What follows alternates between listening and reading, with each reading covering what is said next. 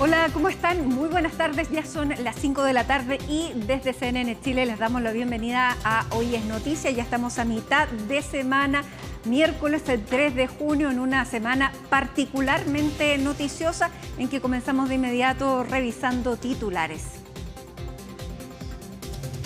El ministro de Hacienda, Jorge Quirós, fue el protagonista de la agenda legislativa del gobierno de hoy. En la mañana defendió el plan de reconstrucción nacional ante la Comisión de Hacienda del Senado, donde inició su segundo trámite constitucional. En la tarde asistió a la misma comisión, pero de la Cámara, para exponer el proyecto que aumenta la deuda pública en 6.200 millones de pesos. El gobierno insistió en que la actual Ley General de Bancos ya permite el levantamiento del secreto bancario y que esa es una medida que debe ser autorizada por un juez. Esto luego de la detención de un ejecutivo bancario por su presunta colaboración con el Tren de Aragua. El ministro de Seguridad Pública, Martín Arrau, agregó que se debe avanzar en la integración de datos y en la regulación de las criptomonedas. Una escolar de 13 años resultó lesionada en la marcha convocada por la Confederación de Estudiantes de Chile, la que terminó con incidentes en el centro de Santiago. Esto luego de la decisión de la delegación presidencial de la región metropolitana de autorizar esta manifestación entre Los Héroes y Estación Ecuador del metro en contra del trazado que se había pedido inicialmente. El presidente de Colombia criticó el apoyo de Donald Trump al candidato ultraderechista Abelardo de la Espriella. Gustavo Petro aseguró que cuando un país interviene en las decisiones de otro país, muere la libertad. Y en el deporte se conocen las sanciones tras la riña en el clásico entre Universidad Católica y Colo-Colo. Vicente Bernedo, arquero cruzado, estará 3 fechas fuera, mientras que los salvos Joaquín Sosa y Javier Méndez recibieron 2 partidos de castigo para cada uno.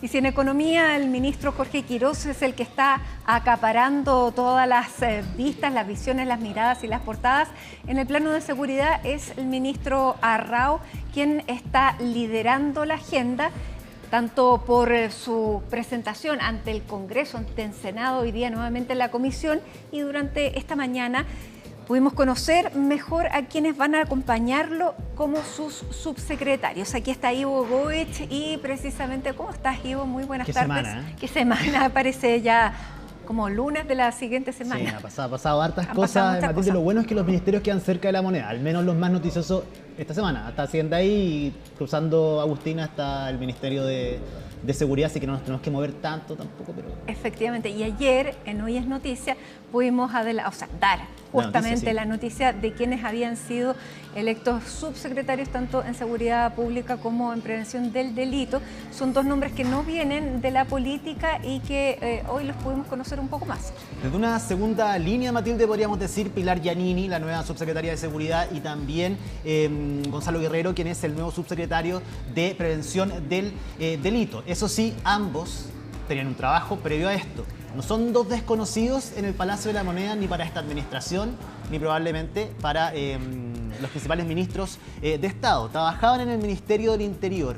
Guerrero se desempeñaba como jefe de gabinete directo del viceministro Claudio Alvarado, pero en el Ministerio del Interior, mientras que Pilar Giannini lo asesoraba directamente en temas de seguridad. Se designa a ellos, ¿por qué? Por el amplio conocimiento que tienen de la administración del Estado. Habían trabajado en el servicio público, a diferencia de, por ejemplo, la ex ministra y la ex subsecretaria de Prevención del Delito. Y ese conocimiento, sumado a su expertise técnico y también académico, conforman para Martín Arrau al menos un muy buen equipo de trabajo, que es lo que quieren en esta nueva gestión. Son 2 personas jóvenes también.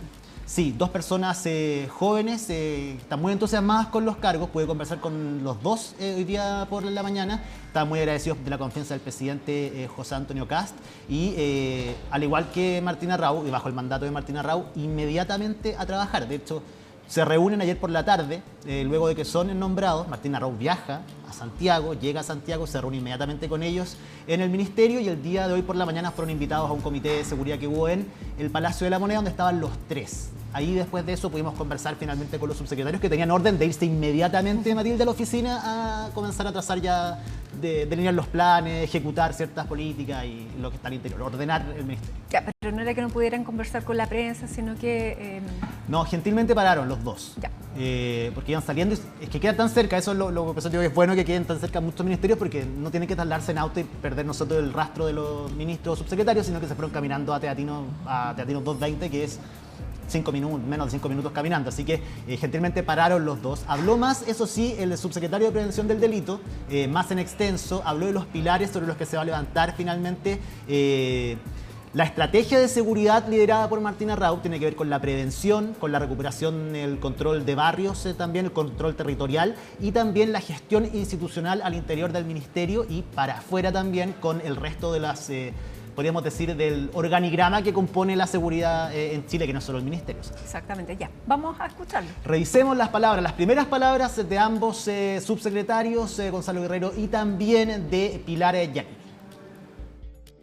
A mí me va a corresponder la prevención y desde esa perspectiva la expectativa es reforzar el trabajo que se está realizando en la subsecretaría. Hoy día ya comienza una jornada bastante intensiva de reunión con los distintos equipos, con las distintas personas que están trabajando. Aquí estamos dispuestos a reforzar lo que haya que reforzar y también mantener lo que haya que mantener. Así no, nosotros hay un trabajo que es institucional, la Subsecretaría de Prevención del Delito ya tiene larga data. Entonces cuestiones que se vienen realizando, evaluaremos cómo lo podemos reforzar, cómo se puede hacer mejor.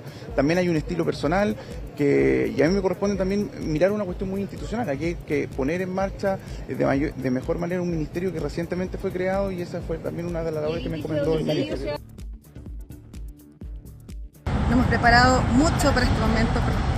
Estoy muy honrada de la oportunidad de poder trabajar en seguridad pública. Los desafíos son los que presentó el ministro ayer. Tenemos una política con 3 focos: prevención, control territorial y gobernabilidad e institucionalidad. Hay una serie de tareas en las que estamos trabajando, así que ya tendremos tiempo para conversar más ahora con todo a trabajar en este desafío. Es importante, Matilde, lo dicho por Pilar Giannini, la nueva subsecretaria de Seguridad Pública, en el sentido de que de sus declaraciones se desprende que el trabajo que ella va a hacer es en base a todo lo que ella ha realizado en materia de seguridad. Dice, nos estuvimos preparando mucho para este momento, para tomar este desafío, lo cual da cuenta que sabe específicamente lo que tiene que hacer y eso le da al ministro Martín Arrau también la seguridad necesaria que tiene en esta reestructuración de equipos. Y te contaba ayer... Tampoco va a tomar cosas que venían anteriormente, como por ejemplo ese conteo de homicidios que había anunciado la subsecretaria antigua de Prevención del Delito. Mira, no lo descartaron. Dijeron que probablemente eso continúe. Es muy importante, dicen, en pos de la transparencia en materia de seguridad, el hecho de que se puedan dar a conocer las cifras de homicidios. Ahora, probablemente, Matilde, haya un cambio en cuanto a la temporalidad o cada cuánto tiempo se puede hacer eso, si es que va a ser un día específico en la semana, si va a haber un punto de prensa donde se va a conocer o no, pero para el ministro es muy importante ser completamente transparente en cuanto a las cifras en materia de seguridad. Va a cambiar, me imagino, los tonos, la modalidad, las formas de comunicarlo, pero para ellos eso es relevante y lo van a seguir haciendo. Yo te decía, acá hay una reestructuración completa. El ministro se demoró 2 semanas, que eran las que él pidió y las que él había reconocido se iba a tomar ese tiempo para reestructurar el ministerio, no solamente desde el personal y los subsecretarios, sino que también desde lo económico, desde lo que tiene que ver con el ámbito presupuestario y también delineando ya un plan más acabado, específico, con propuestas, poder presentarlas, que se acabe cualquier tipo de ruido externo al Ministerio de Seguridad, que era lo que más molesta en el Palacio de la Moneda, molestaba hasta la salida de Tinel Steiner, era el ruido que generaba un Ministerio de Seguridad que no tenía que tenerlo, en un ministerio donde no se pueden cometer errores, al menos de esos, porque no se da a conocer nada del trabajo que se realiza. Bueno, y el ministro Arrau parece que comprende cabalmente de qué se trata su trabajo como ministro de Seguridad. Lo dijo ayer frente al Senado, hoy día estaba nuevamente en la Comisión de Seguridad, pero él dijo, más que un ministro que es ejecutor, es un coordinador, este ministerio, de los distintos organismos que conforman el plan de seguridad general de todo el país. Y desde esa perspectiva, su profesión de ingeniero sirve muchísimo porque tiene que armar y hacer coordinar todas estas estructuras más que estar presente en operativos, que eso, claro, puede ser una señal exactamente, para que pueda verse que el ministro no solamente trabaja desde el escritorio, sino que está mirando en la práctica cómo se van ejecutando estos planes, pero no como parte de la estrategia del ministerio participar en este tipo de operativos. Sí, y lo de la coordinación es importante lo que tocas, Matilde, más allá de su profesión de ingeniero, el haber sido intendente, que también eso era, él tenía que coordinar específicamente, de ahí él toma eso, aprende eso muy bien, lo ejecuta ahora y lo quiere llevar al ministerio. Yo te dije, hay quienes dicen que la figura de él va a ser una especie de lobista del Ministerio de Seguridad, un lobista en seguridad, poder juntar, reunirse con los máximos agentes posibles, actores posibles para darle forma y cumplimiento al mandato que le han dado, que es hacerse cargo de la seguridad en el país. Y comprende temas básicos. Por ejemplo, dentro de los planes que presentaba ayer, estos pilares que presentó ante el Senado, hablaba de la importancia que él le quería dar al tema de la reestructuración de Gendarmería, porque no solamente el tema de las cárceles, decía, se debe mirar respecto al número de plazas o el número de presidios que se construyen, sino que él comprende bien esta reforma que hay que hacer al interior de Gendarmería, porque ya pasa con esta reforma constitucional la dependencia desde el Ministerio de Justicia a Seguridad, dejan de ser un ente que va por fuera, sino que comienzan a ser parte de estas estructuras de seguridad que portan armas, que no tienen el derecho tampoco a agruparse gremialmente, pero en este momento es donde se necesita la intervención para que esta institucionalidad nueva de Gendarmería tome fuerza. Sí. De hecho, ese punto de Gendarmería también lo va a tocar Matilde, porque no es nuevo, no es novedoso lo que pasa con Gendarmería. Sabemos la precariedad muchas veces en la que trabajan, los cambios profundos que había que hacerle a una institución que es muy necesaria en nuestro país, pero Martín Arrau se sorprendió aún más. Evidentemente él lo conocía, él conocía el problema, pero dijo que sentado en una reunión y ver lo que vio en los recorridos por las cárceles, él quedó asombrado con eso, o sea, negativamente a lo que voy, que hay un problema grande. Bueno, y ahí se preocupaba, por ejemplo, del gendarme que quedaba en la noche. Claro. ¿Qué pasa con él? Y esos son el tipo de preguntas que se empezó a hacer ahora. Fue en la noche. Sí. Entonces, claro, desde esa perspectiva, el que está diseñando también es bueno que conozca en el lugar cómo está trabajando cada una de las personas que están bajo su dependencia. Así es. Avancemos con las críticas políticas que han existido o un debate que se ha generado con la salida de los dos subsecretarios anteriores, Ana Victoria Quintana, pero sobre todo de Andrés Joanet, pero posiblemente Ana Victoria Quintana agarra un poco más de vuelo, lo vamos a revisar al final de este comentario, porque no todos estaban de acuerdo con la salida de Andrés Joanet. Decían que él era la persona, bajo la administración de Trinidad Steiner, que era una especie de bisagra en el Parlamento. Podía hablar con todo, se movía, le daba amplitud al gobierno del presidente José Antonio Kast y conocía del tema. Todos reconocían que él sí estaba trabajando, hacen esa diferencia. Bueno, él fue intendente. Sí, también, que él sí estaba trabajando, sabía de lo que estaba hablando y les explicaba, les daba a entender, hacía bajadas en el Congreso. Es por eso que hay quienes dicen que quizás su salida se debería haber comunicado de otra forma o hacerlo de mejor forma. Sobre todo en Renovación Nacional existió muchas críticas ayer y el día de hoy a la forma en que sale, pero también el hecho de no haber participado en las decisiones o no haber sido informados o consultados, si bien esto es una decisión del presidente y del ministro Arrau, pero al menos sociabilizar quizás qué nombres eran los que iban a elegir para poder reemplazarlos. Ayer quedamos en que Andrés Joanet finalmente va a trabajar en el segundo piso, va a asesorar directamente Matilde al presidente Kast en materia de seguridad. Eso ya está completamente confirmado, es un hecho, él va a trabajar ahí, va a ser un nuevo personero ahí en el segundo piso que va a estar asesorando al presidente en materias de seguridad, y el ministro Claudio Alvarado habló de eso el día de hoy. Claro, porque había que cuidar la relación con demócratas. Sí. Y es la forma, dicen también, en cómo salen y porque ni él pensaba que lo iban a sacar pese a las reestructuraciones. Martín Arrau cuando llega inmediatamente dice aquí pasa algo con las subsecretarías y no le gustaba efectivamente cómo se estaba desarrollando el trabajo, pese a que había trabajo. y prefirió armar un equipo de nuevo. Ahora, efectivamente, a Andrés Jonet se le hace esta concesión o se reconoce su trabajo y es por eso que se queda trabajando con el gobierno. Y una deferencia a demócratas que sí, manifestó su... directa. Exactamente, que manifestó su... Habló Claudio Alvarado hoy día por la mañana, el viceministro Matilde, de este tema, de la designación de Andrés Jonet en el segundo piso, y también defendió los currículums y quiénes son finalmente, de dónde vienen los nuevos subsecretarios, porque trabajaban directamente con él. Eso dicen mucho que lo que se dice ahí en los pasillos de Palacio es que esto refuerza también la figura de Claudio Alvarado. Hay quienes están divididos en la fuerza que tiene Martín Arrau, lo empoderado que está, pero con este movimiento también, que pese a que la seguridad ya no está ligada al Ministerio del Interior, este Ministerio del Interior está muy ligado a la seguridad, que es distinto. Y a través de este movimiento, Claudio Alvarado efectivamente también tiene peso. Dicen que él nunca se ha despegado del tema de la seguridad y siempre hizo seguimiento a lo que sucedía en ese ministerio durante los primeros 3 meses. Y ahora, bueno, se refuerza efectivamente con personas que son de su completa confianza. Pasemos a revisar las declaraciones de ambos ministros de Estado. Aquí se ha optado por 2 profesionales que tienen conocimientos y que pueden aportar de muy buena manera a los objetivos y a los propósitos que persigue el ministro Arrau en el Ministerio de Seguridad.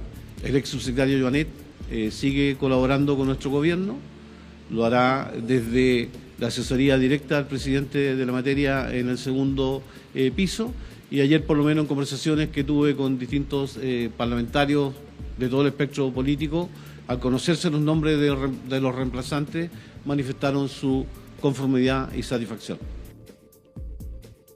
Simplemente agradecer el trabajo de mi antecesora, de los 2 subsecretarios, que hicieron un gran trabajo, nos entregaron borradores sobre los cuales construimos y vinimos a exponer esto, y también desearle lo mejor a los 2 nuevos subsecretarios que ya están trabajando desde el día 1 de ayer en la noche con mucho compromiso en este nuevo ministerio.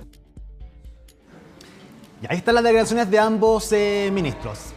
Miremoslo desde un punto de vista, Matilde, no hay ninguna duda, no hay un reconocimiento transversal a la figura de Martín Arrau. Hay ciertos, podríamos decir, expectativas por parte de la oposición del trabajo que pueda llevar, pero en lo profesional no han existido críticas directas a Martín Arrau, más allá del inicio que todos decían, él no ha hecho nada en seguridad, y ahí salieron desde el Republicano, incluso el presidente a decir que él ha estado en la Comisión de Seguridad del partido hace años, que conocía perfecto el programa de gobierno, que conocía... Incluso el exministro Luis Cordero tuvo buenas palabras. Muy buenas. Entre ambos se han elogiado mutuamente por el trabajo que han realizado, se respetan mucho en lo profesional. Es que ese es el punto. Hay un respeto entre ambos, y de hecho Luis Cordero ya cuando sale de Trinidad Steiner hace esa diferencia. Desde lo profesional, como con el conocimiento de la administración del Estado, que era lo que le importaba, habiendo sido exministro, que con Martín Arrau eso se notó inmediatamente, que él sabía que en la primera reunión, que fue al día siguiente de que es nombrado Martín Arrau como ministro de Seguridad, a Luis Cordero le llamaba la atención que él ya tenía todo estudiado, al menos la base del Ministerio de Seguridad, cómo funciona el Ministerio de Seguridad. Y eso a él le dio muy buena impresión. De hecho, lo van a invitar a trabajar en este comité asesor. Martín Arrau decía, ¿cómo no voy a invitar a Luis Cordero? Luis Cordero también ha tenido muy buenas palabras con él en todas las entrevistas. Entonces, están entre quienes validan la figura de Martín Arrau, más lo que en el debate político nuevamente se centra en el cómo se eligen quiénes lo van a acompañar y cómo eso podría influir en su gestión. Esto ya es política solamente, cada cupos, política, claro, y también su posición dentro del gabinete. ¿Dónde estoy yo aquí? Esto podríamos leerlo de qué forma, que Claudio Alvarado y Martín Arrau se hacen cargo de seguridad, un UDI, un republicano, ¿dónde queda Renovación Nacional? Y nuevamente Renovación Nacional, hay que sumar a demócratas que efectivamente están afectados tras la salida de Andrés Jonet. El día de ayer decían que se estaba monopolizando el Ministerio de Seguridad con estas decisiones, bajo la gestión de Martín Arrau. ¿Dónde queda RN? En una posición nuevamente crítica ante una decisión del presidente de la República, José Antonio Kast. Ayer escuchábamos al senador Andrés Longton diciendo que no era la forma de sacar a Andrés Jonet. Y hoy día vamos a escuchar a la presidenta del Senado, Paulina Núñez, hablando de una especie de crítica, valorando a Martín Arrau, pero criticando el hecho de que no se haya incorporado a los partidos a esta conversación de un ministerio tan importante como es el Ministerio de Seguridad. Pasemos a escuchar a la presidenta del Senado porque sus palabras son muy claras. No quiero dejar pasar que en el caso de la renuncia de los subsecretarios, que me imagino obviamente contó con el visto bueno del presidente, nombrar rápidamente a 2 personas que no habían sido conversadas, con quienes hemos estado trabajando esta agenda de seguridad, me parece que es una cuestión que podría haberse llevado a cabo de manera distinta. Creo que es momento de entender que si bien los distintos ministerios, subsecretarías no están para, por ejemplo, cuotas políticos, sí están para que lleguen los mejores en materia de seguridad. Y esos mejores en materia de seguridad además están disponibles a apoyar en algo que sin duda es la prioridad de todos los chilenos y chilenas y también del Ejecutivo. ¿No abandona de RN, Matilde, esto de ser quizás el partido oficialista más crítico de las decisiones del presidente Kast? En la misma semana de la cuenta pública, donde deberían estar más cohesionados, al menos desde el punto de vista político, es llamativo que sabe sigan. Que son distintos y los van a hacer ver en cada uno de los puntos en que ellos estén en desacuerdo, y así asumieron el gobierno y así lo han ido manifestando en cada una de las cosas.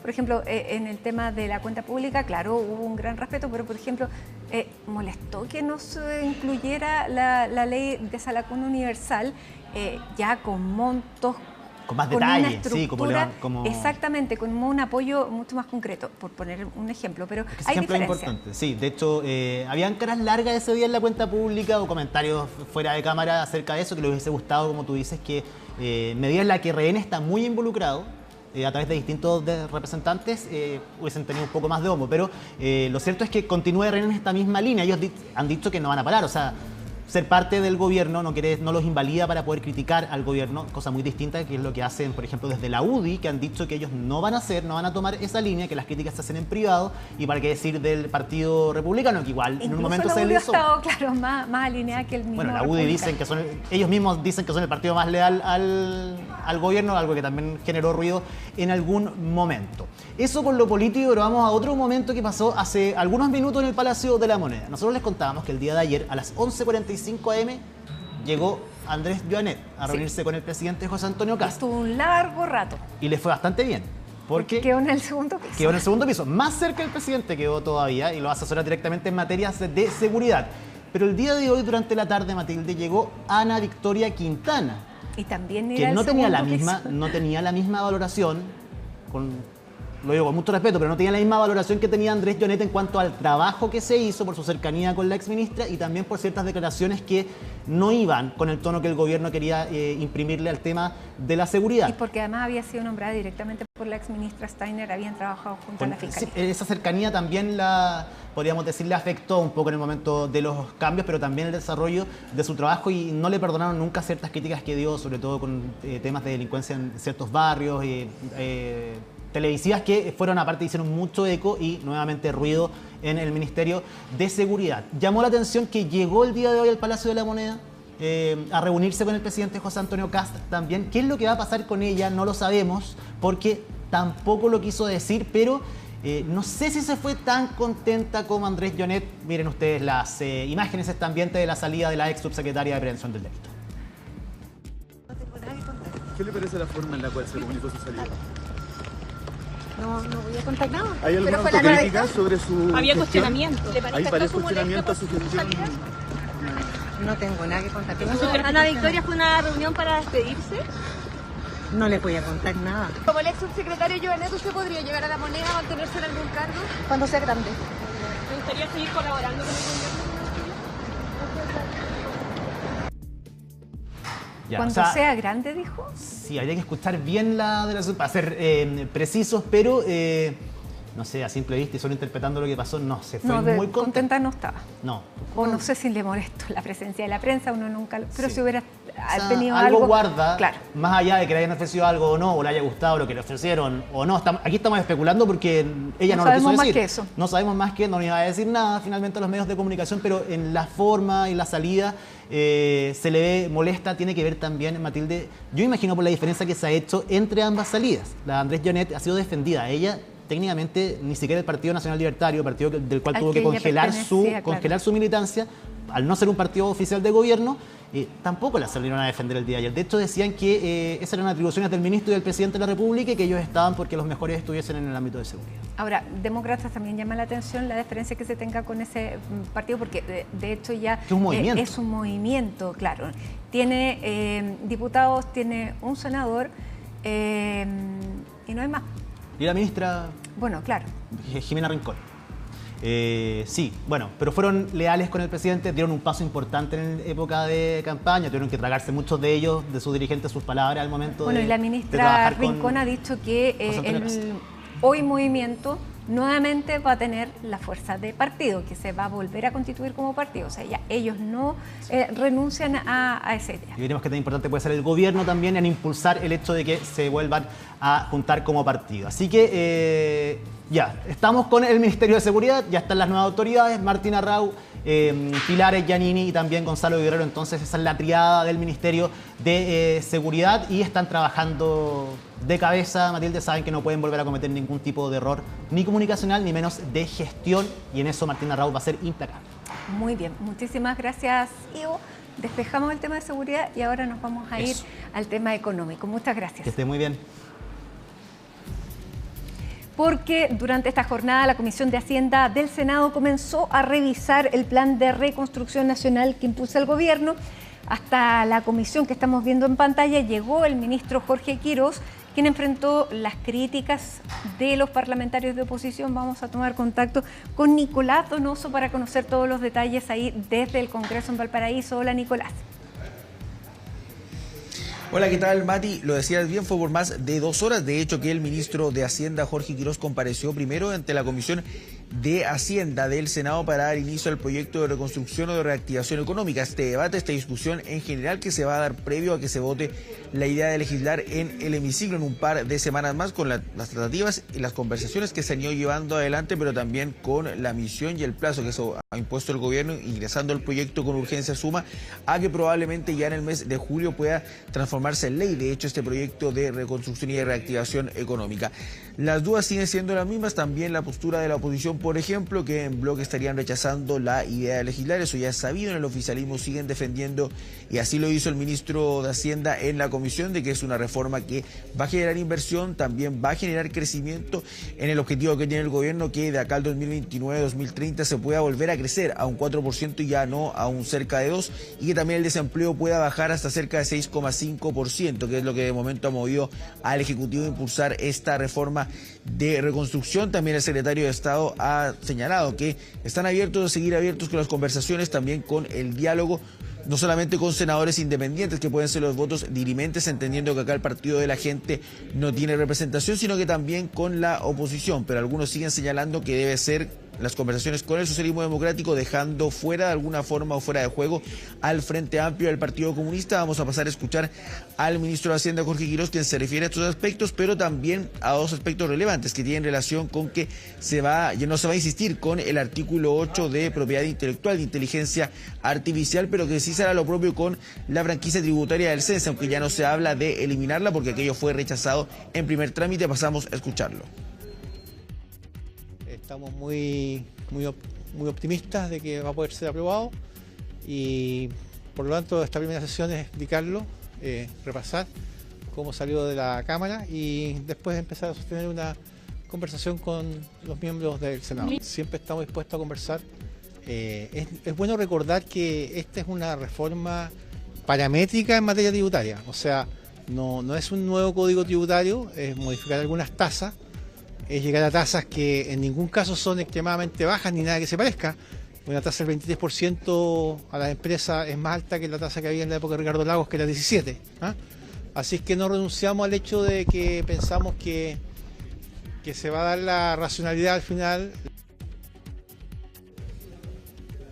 Lo decíamos también, en la oposición mantienen esa postura de al menos ir votando en contra de la idea de legislar, y probablemente aquello no va a cambiar, porque hemos visto también la postura del gobierno de mantenerse firme respecto a que la rebaja del impuesto corporativo de primera categoría para las grandes empresas siga manteniéndose en de 27 a 23%, donde sí podrían haber modificaciones, y probablemente las va a haber, es en invariabilidad tributaria, pero parte de la oposición sigue señalando que es insuficiente bajarlo eventualmente de 25 a 20 años, que debe ser de 25 a 15, y la reintegración tributaria también se va a mantener intacta. Por tanto, en la oposición han seguido alineándose, han sostenido reuniones durante gran parte de esta semana, también con economistas, para eventualmente presentar una contrapropuesta donde se insista, por ejemplo, en que la rebaja del impuesto corporativo podrían estar a favor, pero siempre y cuando sea con compensaciones, también que se modifique lo que respecta al crédito tributario al empleo. Ellos dicen que se va a generar un gasto muy grande, pero que no va a garantizar necesariamente en bajar los niveles de desempleo. Y al respecto se refieren tanto la senadora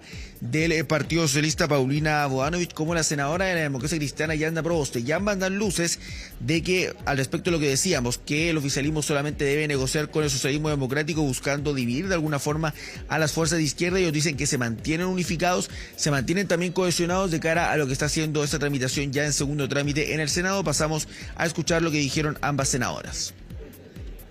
Hemos formulado algunas preguntas, dado lo extensa de la jornada, no alcanzó a contestarlas. Mañana será un día importante de poder escuchar al ministro, pero también que se entregue el informe financiero complementario, o más bien sustitutivo del informe que hay. Ha habido, después del informe de finanzas públicas, un cambio, digamos, un sinceramiento por parte de ese informe que hace que, habiendo menor holgura fiscal y otros antecedentes, también ese informe tenga que dar cuenta de aquello y también de los efectos de este proyecto en el mismo informe. Cada una de las comisiones técnicas son las que tienen que ver los contenidos. Este es un proyecto que se presenta con 52 artículos, de los cuales 49 no tienen nada que ver con la reconstrucción, y es un cambio en toda la arquitectura de nuestra carga impositiva. Lo que hace es rebajar el impuesto a las grandes empresas y dar un conjunto de beneficios a quienes más tienen. Pero además esta conversación ocurre en donde, a pocas horas de haber concluido la cuenta pública del presidente José Antonio Kast, se omitió al país un informe que es absolutamente relevante, que nos están diciendo a todos los chilenos, es que todos vamos a tener que endeudarnos, pagar los intereses, pagar la cuenta de esa deuda, todos los chilenos, para que se le rebajen los impuestos a las grandes empresas. En el oficialismo, lo decíamos, ellos tienen mayoría en esta comisión, nuevamente 3-2 es el saldo a favor, y una de las senadoras que integra la comisión, además como jefa de bancada de Renovación Nacional, hablamos de María José Gatica, ha sido probablemente, Mati, de las más críticas respecto al diálogo, a las conversaciones que iba llevando adelante el ministro de Hacienda, Jorge Quirós, también en lo que respecta, por ejemplo, a recortes en materia de salud, y además de la idea de que se lleve adelante las negociaciones por parte del biministro Claudio Alvarado y también del ministro de las Express, José García Ruminot, pero también le hace un guiño a la oposición a que eventualmente se sienten a negociar, y es de la idea de que, a diferencia de lo que señalan algunos, que este proyecto se puede aprobar por 1 o 2 votos y que eso da lo mismo porque se va a terminar en todo caso en ese momento aprobando, se tiene que ampliar la mirada y lograr un consenso mayor para que esta reforma pueda prosperar eventualmente en el tiempo sin algún tipo de cuestionamiento. Pasamos a escuchar a la senadora. Creo firmemente en la idea matriz de este proyecto, de que sí le va a hacer bien al país en torno al crecimiento, al desarrollo de más empleo, que es lo que más se necesita hoy día en nuestro país. Lo importante es la amplitud desde el Ejecutivo para poder recoger las mejores ideas que puedan ser un aporte a este proyecto de ley de reconstrucción. Yo, por lo menos, manifestado desde el primer momento en que el Senado es la instancia positiva para tener una apertura, y necesitamos que ahí el Ejecutivo entre a jugar, como se dice en buen chileno, y podamos sumar la mayor cantidad de apoyos, porque en medida de que este proyecto salga con una buena cantidad de apoyos desde el Congreso, va a poder tener también una buena repercusión en la ciudadanía, que eso tampoco hay que dejarlo de lado. Yo espero de que aquellas personas que todavía no se colocan a tono con el presidente José Antonio Kast lo hagan, por el bien del gobierno. ¿Qué sucede también? Eso es lo que sucede en la Comisión de Hacienda con el proyecto de reconstrucción, pero en paralelo, lo decíamos, el ministro de Hacienda, Jorge Quirós, tuvo que comparecer hace instantes ante la Comisión de Hacienda de la Cámara de Diputados. ¿Y por qué lo hizo? Lo hace por el proyecto que autoriza el endeudamiento adicional para asegurar el financiamiento del ejercicio del presente año. Ese proyecto que ingresa durante la mañana, Mati, con suma urgencia, vale decir que en 15 días se pueda tramitar de la comisión, pero posteriormente también ser despachado de la Cámara de Diputadas y Diputados, que ha sido un flanco que se ha abierto en paralelo a la tramitación de este proyecto de reconstrucción. Se citó entonces una sesión que duró cerca de 2 horas, donde el secretario de Estado terminó realizando una presentación. Lógicamente recibió también cuestionamientos de parlamentarios de oposición. No sorprende, por ejemplo, que la Democracia Cristiana se esté mostrando en contra de esta iniciativa, que por ejemplo el Partido Nacional Libertario en un primer momento, su jefe, su líder, su presidente Johannes Kaiser, había señalado que iban a votar eventualmente en contra. Sin embargo, recularon, y en un punto de prensa que realizaron durante esta jornada señalaron que iban a votar favorablemente a favor de la normativa entonces. Y entonces en la exposición también también que realiza Quirós termina señalando, por ejemplo, que debido a un mayor déficit también al efecto del tipo de cambio, a los compromisos de pagos ineludibles, se ha tenido que presentar esta iniciativa defendiéndose de algunos cuestionamientos que habría recibido por parte de la izquierda, y también señala que se hacen cargo de las medidas para eventualmente poder reducir las necesidades de financiamiento. Todo eso para callar entonces las críticas que ha ido recibiendo este proyecto, y que algunos parlamentarios ya han señalado que se trata de una contradicción, entendiendo que paralelamente se está tramitando este proyecto de reactivación económica o de reconstrucción. Pasamos a escuchar al jefe de Estado.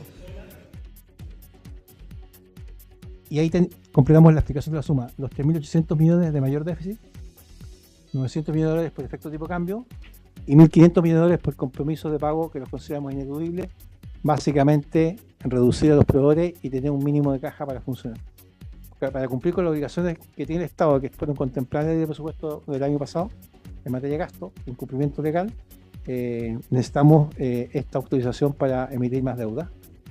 Y eso nos conduce al artículo 1 del proyecto de ley, que es básicamente la autorización para emitir deuda por 6.200 millones de dólares.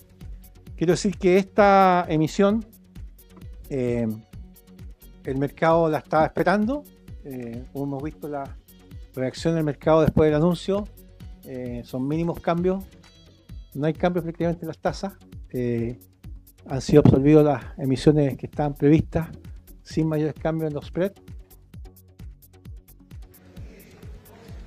En el fondo, lo que también termina diciendo Mati a lo largo de su alocución en la exposición ante la Comisión de Hacienda, el ministro Quirós, es que terminan sincerando en el fondo los números que terminan recibiendo de la administración anterior, que ellos han relevado desde que asumen que aquí primero había, en algún momento se dijo, estado en quiebra, que las finanzas las decidían en un déficit fiscal considerable, que también se incumplieron metas durante 3 años consecutivos en el gobierno del expresidente Gabriel Boric, y que en el fondo el problema fue que se sobreestimaron ingresos y se subestimaron también lo que respecta al apartado de los gastos. Y eso es lo que el gobierno actual, dicen ellos, estaban haciendo cargo con este proyecto, pero ya sabemos que no recibió buenas apreciaciones, al menos no logró convencer a parte de la oposición. Por ejemplo, el diputado independiente PPD, Carlos Bianchi, señalaba que no tenía sentido lo que les mencionábamos con anterioridad, que por un momento se esté tramitando un proyecto respecto a seguir endeudándose, por decirlo de alguna forma, pero que en paralelo se esté tramitando una reforma desde donde él refuerza que solamente busca beneficiar a los superricos. Vamos a pasar a escucharlo a él, pero también atención a lo que señala el diputado republicano Agustín Romero, presidente además de la comisión, en relación a alguna amenaza de dilatar la tramitación de esta iniciativa con presentación de indicaciones, tal como se hizo en el proyecto de reconstrucción, donde fue un tsunami de indicaciones con más de 1.600, donde él señala que aquello no se volverá a producir. Pasamos a escucharlos a ambos. Es imposible no relacionar la presentación del proyecto que nos traen hoy con la reforma que pasó de manera express por esta comisión y por esta Cámara. Sería de la mayor irresponsabilidad de una acción pública el que en paralelo, mientras estoy tramitando o comenzando a tramitar un proyecto donde, dado los descubrimientos que hemos hecho, tengo que volver a endeudar al país en 6.200 millones de dólares, y en el Senado en paralelo está la discusión de una reforma que, lo que hace es tener un nuevo forado económico de 4.200 millones de dólares. ¿Qué es lo que voy a priorizar? ¿Qué es lo que voy a poner primero? Tenemos urgencia calificada de suma, por lo tanto vamos a tener días para debatir, y respecto de si quieren dilatar o obstruir, yo me voy a hacer cargo de que eso no pase en la comisión.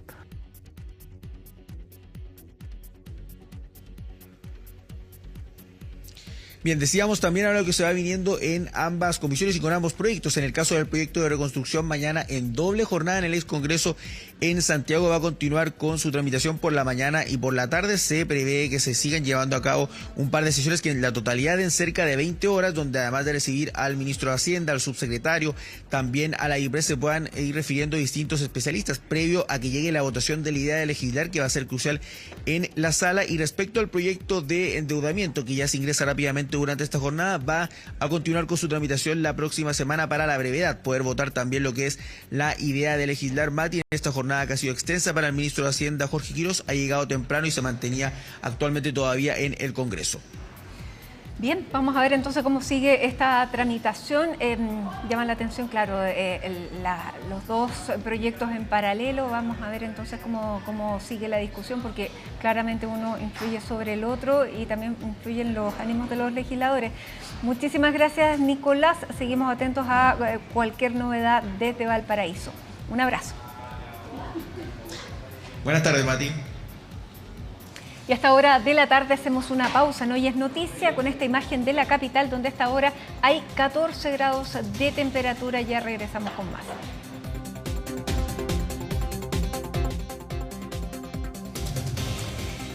El proyecto de ley anunciado y firmado por el presidente José Antonio Kast sobre un registro único de vándalos e incivilidades ha generado reacciones divididas.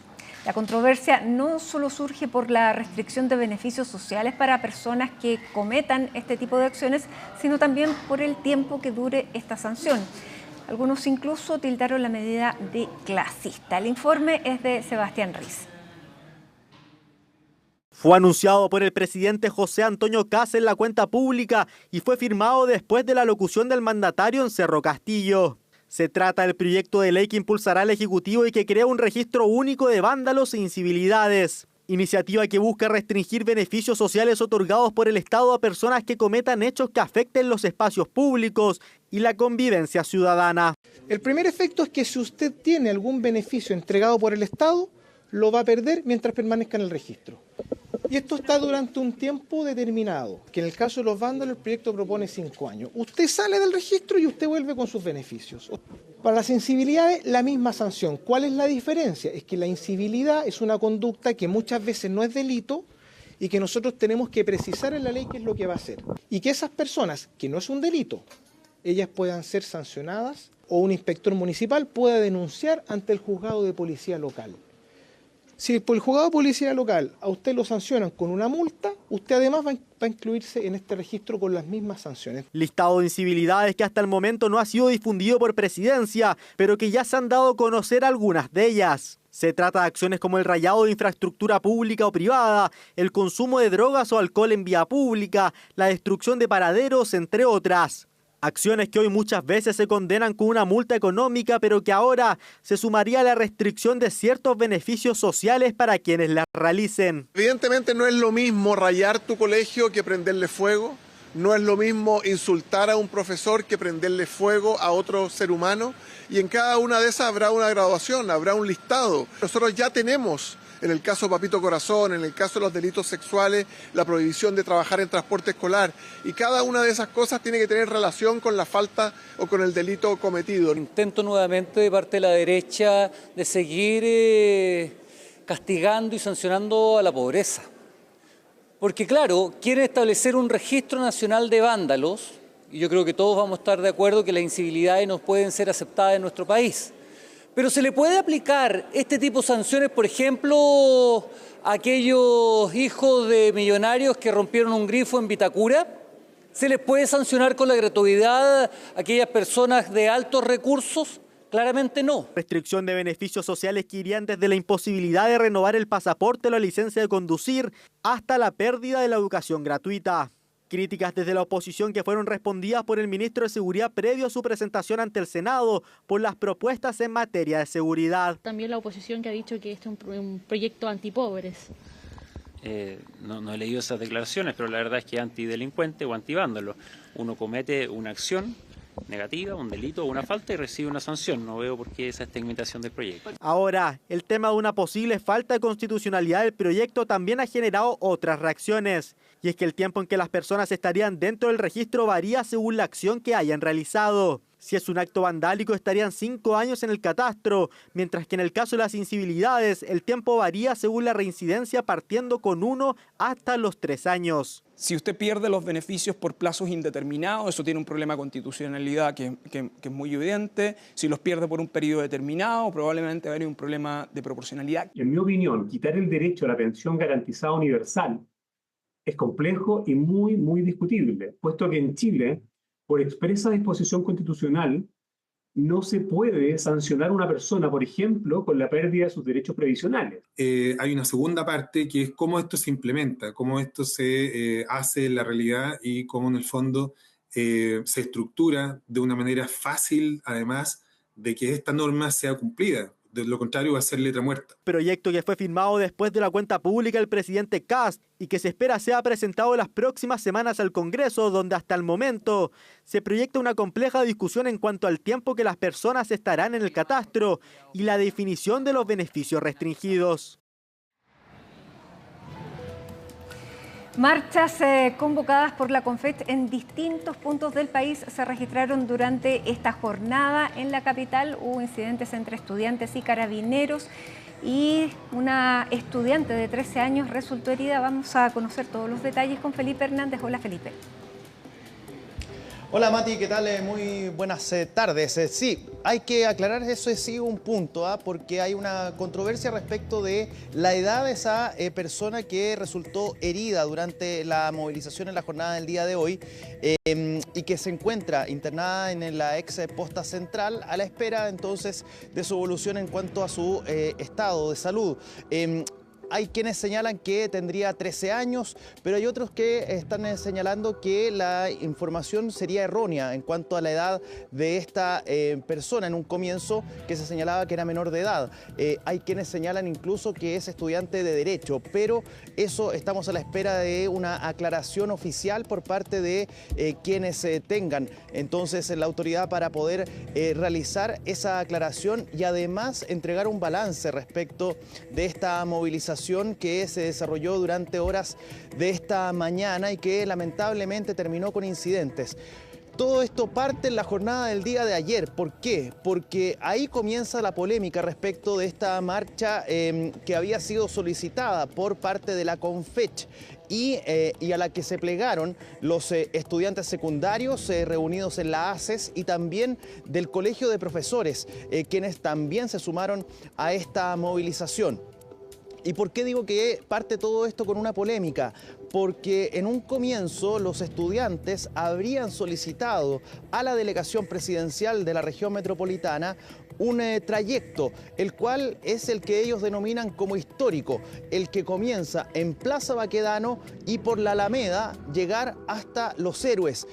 Pero desde la delegación presidencial habrían señalado, entre otras cosas, que desde la CONFECH no habrían respondido a la invitación que se les había realizado para poder entonces generar una mayor coordinación de forma presencial respecto de esta convocatoria y particularmente respecto del trayecto.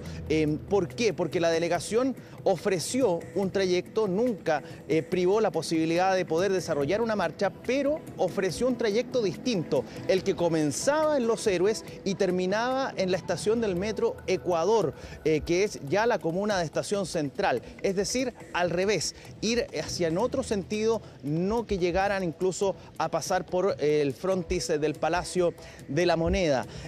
Esa es la polémica por la cual entonces se enfrentaba justamente los convocantes de la CONFECH y la delegación presidencial de la región metropolitana. Lamentablemente, y lo hemos señalado, esta situación, esta movilización terminó con incidentes donde hubo enfrentamientos entre algunos participantes de la convocatoria y carabineros, quienes se ubicaron al momento de iniciar esta movilización en el sector de el GAM, a las afueras del GAM, donde está la estación del metro Universidad Católica, lo que obligó incluso a cerrar estaciones del metro, evitando justamente el trayecto de personas que utilizan este sistema de transporte público durante la mañana, tanto en las estaciones Salvador, también Baquedano, en el caso de la estación del metro Universidad Católica. Son algunas de las estaciones que resultaron cerradas producto de las manifestaciones que se estaban produciendo y los incidentes que se estaban produciendo a las afueras en la Alameda. Los estudiantes estudiantes finalmente llegaron hasta Plaza Baquedano y de todas maneras siguieron caminando, y por eso es que se encuentran con carabineros a esa altura, y es ahí donde se producen los principales incidentes durante esta jornada en la que se convocaron un número importante de estudiantes, ya sea universitarios, secundarios y también algunos pertenecientes al colegio de profesores. Hubo balance solo de la Confech, y ahí, bueno, sacaron a relucir esta polémica que yo les había mencionado al comienzo de este despacho. Pongan atención a lo que señalaron, porque esta es la versión que tiene la Confederación de Estudiantes de Chile respecto de esta convocatoria en particular, de las discrepancias con la delegación presidencial referentes puntualmente al tema del trayecto de la movilización. Revisemos las palabras que entregaron desde la Confech. Y hay un punto súper importante para destacar, es que Germán Codina miente. La declaración que entregó hoy día en la mañana indicando que a nosotros se nos había citado a una reunión es falsa. Esa citación jamás llegó. El día de ayer, en la mañana, nos fuimos a presentar a la delegación presidencial porque no habíamos recibido ninguna respuesta. Lamentablemente, tampoco se nos indicó la posibilidad de hacernos un cambio de recorrido. Entonces, finalmente la pregunta es, ¿esta habrá sido una decisión política para poder justificar la represión que iba a haber en la manifestación? Porque disposición al diálogo no presentaron.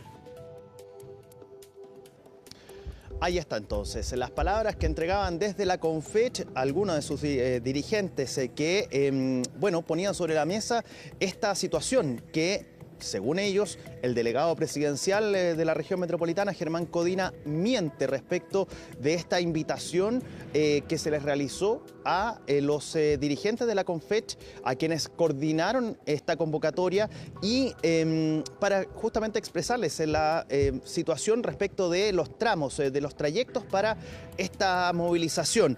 Y desde la delegación presidencial, pese a que no ha existido una vocería por parte del delegado Codina, sí hubo una respuesta a esa declaración de la Confech, y lo hicieron.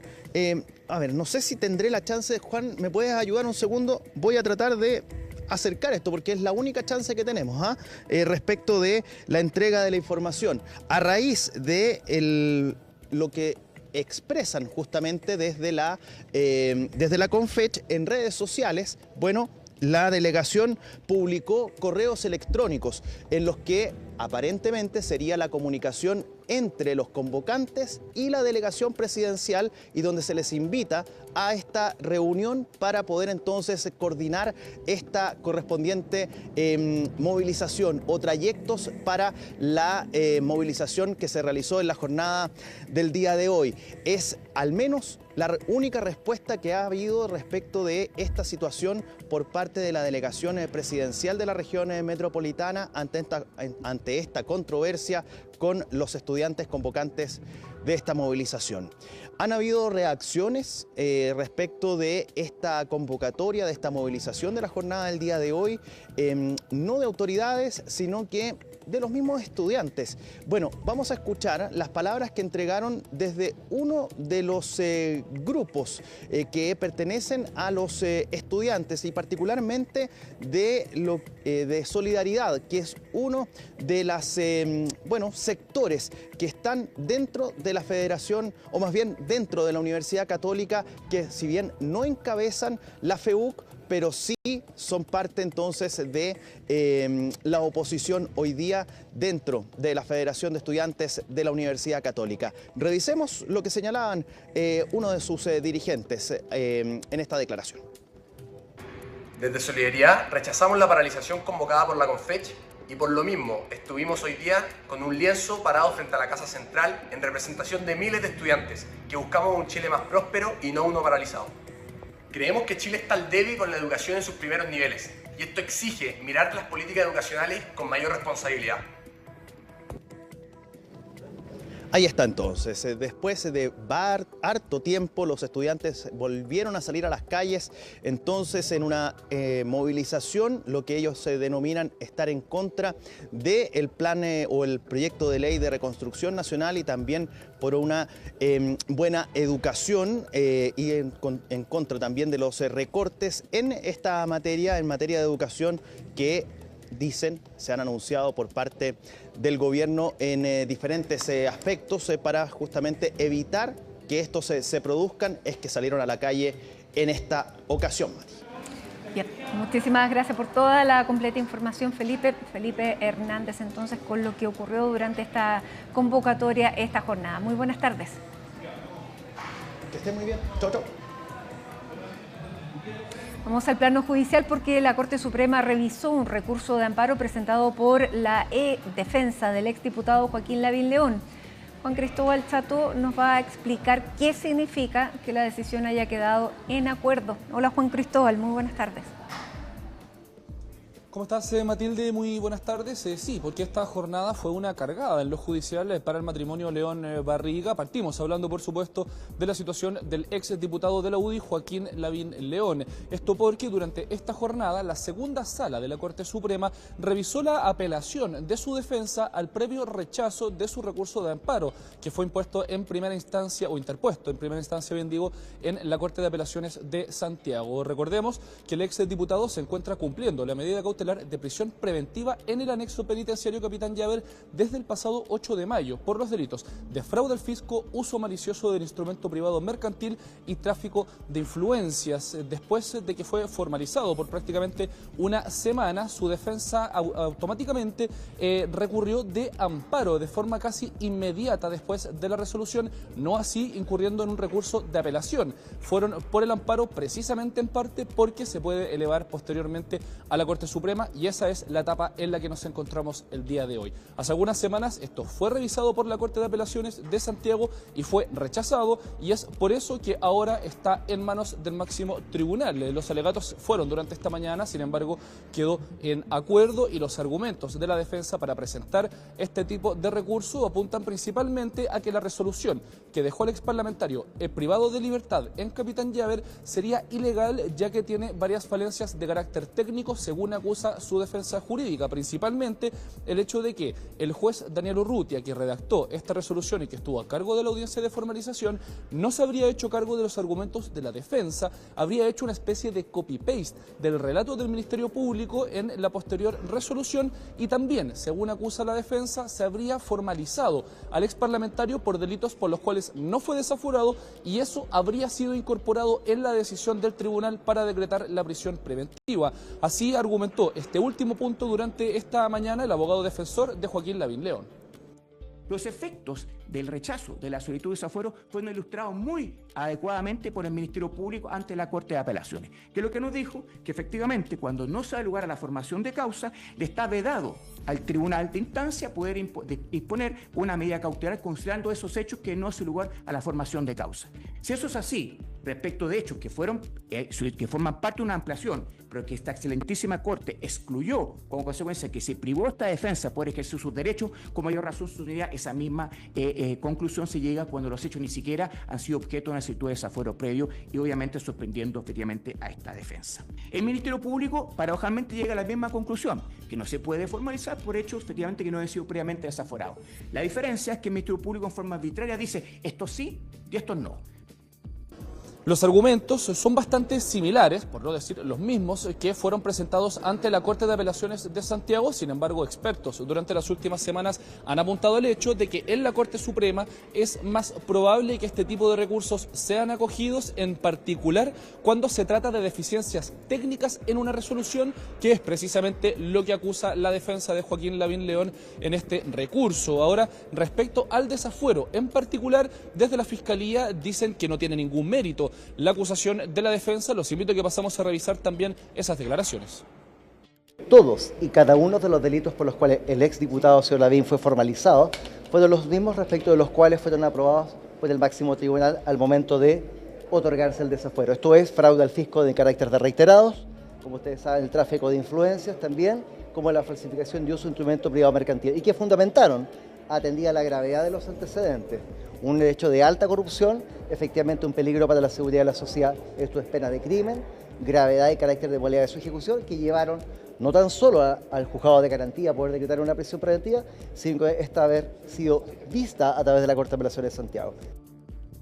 Y ya lo decíamos, la decisión de la segunda sala de la Corte Suprema quedó en acuerdo respecto a este recurso de amparo que fue apelado y recurrido ante el máximo tribunal. Esto significa que la decisión ya estaría tomada por parte del tribunal integrado por ministros de la Corte Suprema. Sin embargo, esto se tiene que redactar, se tiene que fundamentar por escrito y eso puede tomar más tiempo y es por eso que probablemente se dé a conocer esta decisión durante el día de mañana. Y también lo decíamos al principio, esto no es un día importante en lo jurídico solamente para Joaquín Lavín León, también lo es para su esposa, la exalcaldesa de Maipú, Katy Barriga, quien también está siendo sujeto a su propio proceso judicial, que por cierto lleva bastante más tiempo en desarrollo que el del exdiputado de la UDI. En particular, durante esta jornada, su defensa solicitó la ampliación del plazo, o por decirlo de otra forma, que se pusiera una nueva fecha para la audiencia de preparación de juicio oral. Esta es una instancia judicial procesal en la que se da el puntapié inicial, por decirlo de alguna forma, a todo el proceso ya de juicio como tal. Esto estaba agendado originalmente para el 4 de agosto de este año, sin embargo, hace algunas semanas nada más, la defensa de Katy Barriga renunció, es el mismo abogado, de hecho, o era el mismo abogado que estaba trabajando con su marido, sin embargo, ahora está con una defensa de la Defensoría Penal Pública. En ese sentido, piden más plazo para poder, ponerse al día con esta causa que es bastante compleja, muchos terabytes de información dentro de la carpeta investigativa y es por eso que piden la ampliación del plazo. Los invito a que pasemos a escuchar declaraciones de la defensa después de esta audiencia. Las razones principales son el volumen de información que tiene la carpeta de investigación o los antecedentes de investigación. Y allí ustedes son más expertos que nosotros, son 32 terabytes de información y eso en realidad es un tema a discutir para las causas complejas. No es posible que una investigación de cierta naturaleza como esta tenga tanta información. Son juicios de larga duración que van a durar, no sé, 6 meses en un juicio oral con la información que se va teniendo. Todos sabemos que un porcentaje relevante de esa información, me atrevería a decir que el 90%, al final no va a tener relevancia. Pero para llegar a la información que tiene relevancia hay que leer o estudiar el 100% de la información. Ahora, lo cierto es que la defensa había solicitado en un principio que esta audiencia se reagendara para el mes de noviembre. Sin embargo, por temas administrativos del tribunal a cargo de esta causa, eso no era posible y por esa razón pidieron que fuese en marzo. Ese plazo, sin embargo, fue considerado excesivo tanto por las contrapartes como por el tribunal y es por eso que se decidió dejar la audiencia agendada para el próximo 7 de octubre. Desde tanto el Ministerio Público como la parte querellante han acusado una técnica dilatoria, una estrategia de dilación de la causa por parte de la defensa, por ejemplo, con el cambio de defensa, con el cambio de abogado, el hecho de que el abogado anterior también había pedido un reagendamiento de esta audiencia de preparación de juicio oral, y esto porque en nuestro sistema penal actualmente, cuando una persona está con medidas cautelares durante un proceso de investigación, los días, que está cumpliendo esa medida de cautela, posteriormente se abonan en cierta parte a la pena que se le podría condenar a esta persona. En el caso de Katy Barriga estuvo cerca de 100 días en prisión preventiva y lleva más de 700 días con otras medidas cautelares como arrestos domiciliarios. Es por esto que desde el Ministerio Público y la parte querellante acusan a que se está haciendo una dilación de esta causa. Los invito a que pasemos a escuchar declaraciones en ese sentido. Consideramos que las dilaciones indebidas afectan, por cierto, el debido proceso que debe garantizar a todos los ciudadanos la resolución de los conflictos de manera racional en un plazo prudente. Es por esta consideración que el tribunal tuvo presente que el Ministerio Público ha proporcionado todos los antecedentes, que ha cumplido con todas sus obligaciones y el deber legal de poner a disposición y de promover la celebración de la audiencia de preparación de juicio, y esa es la razón por la cual finalmente se acogió una extensión. Tanto nosotros como el Ministerio Público hemos insistido que lo que queremos es ir a juicio y acá que después no se victimicen los imputados del tiempo que se ha demorado la presente causa. Por lo tanto, a mí nuevamente, no sé si es una estrategia de la defensa, pero en ese momento el abogado defensor que tenía, que es el mismo del diputado Lavín, pidió 6 meses más ahora con la Defensoría Penal Pública vuelven a pedir 3 meses más. Por lo tanto, a mí más que si es que se trata o no de una estrategia de la defensa, a mí me interesa que la ciudadanía tenga claro que este proceso se ha dilatado única y exclusivamente por petición de la defensa.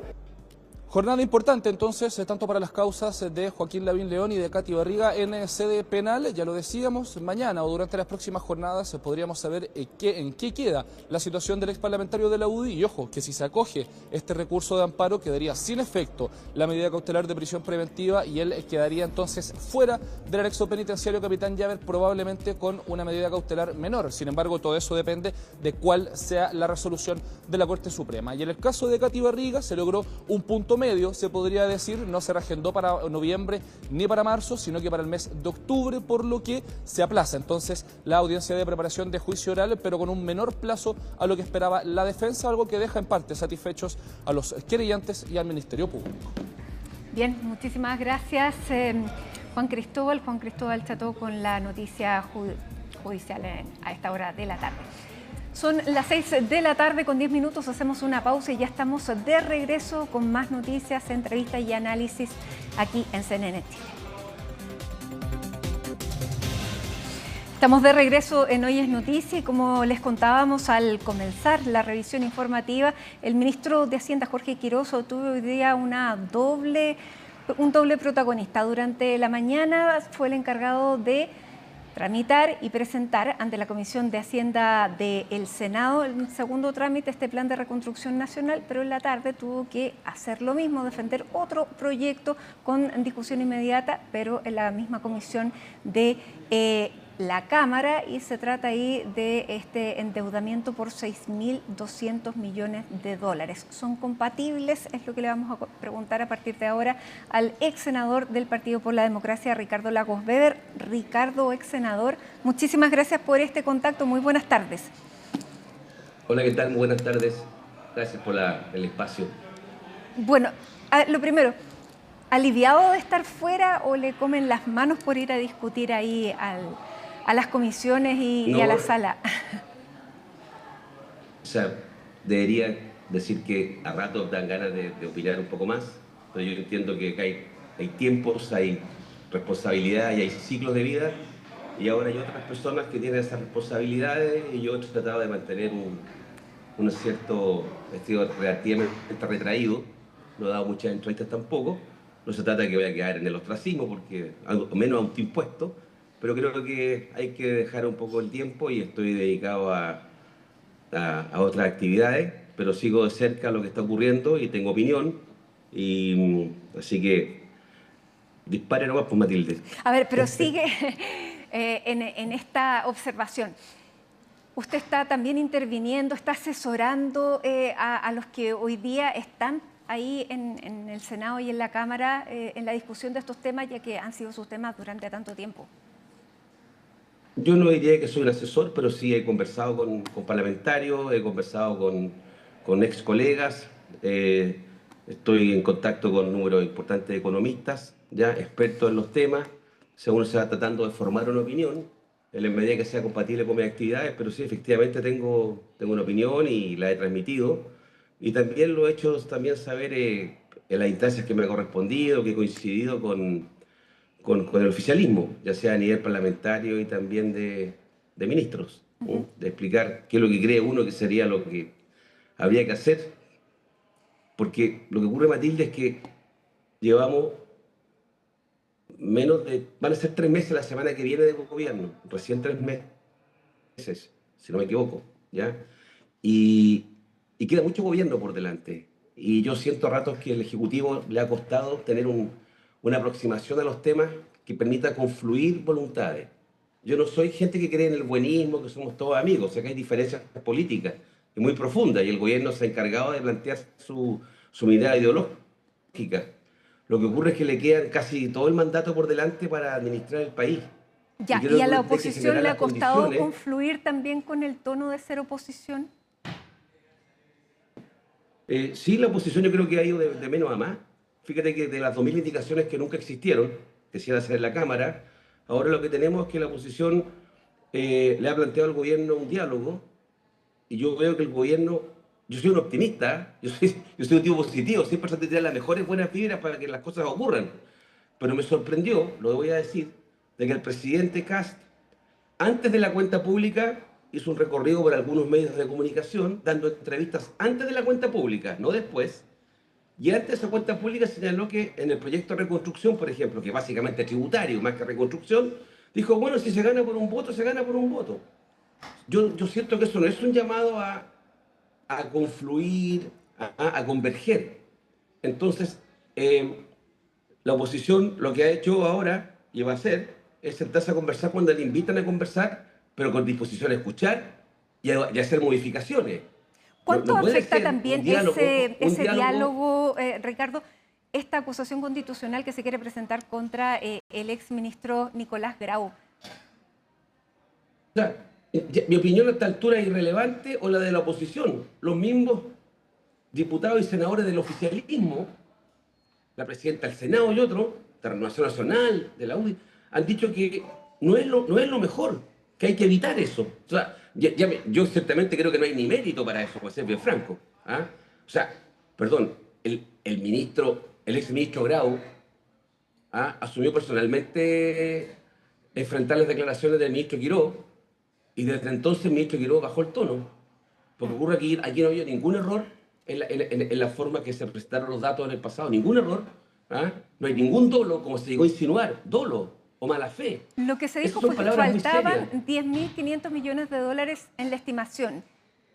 No, lo que él quiso decir es que como había un déficit mayor, él no entendía por qué no aumentaba la proyección del endeudamiento chileno en la misma proporción. Y la razón es bien sencilla, porque no hay un solo elemento que explica cómo usted va a cubrir un déficit. Hay varias formas de hacerlo, ¿ya? Y eso está explicado.